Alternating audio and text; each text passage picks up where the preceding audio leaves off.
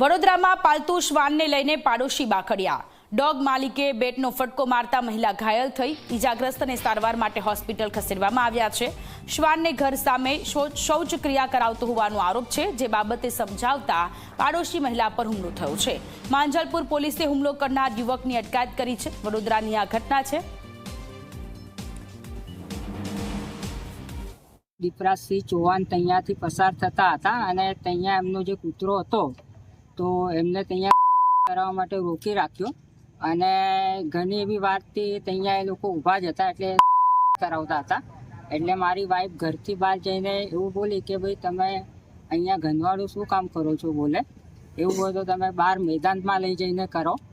તો જેથી પેલા ભાઈ અચાનક ઉશ્કેરાઈ ગયા અને તરત જ એમના ઘરે જઈને બેટ અને સ્ટમ્પ લઈને આવ્યા અને એમને જાનથી મારી નાખવાનો પ્રયત્ન કરેલ છે।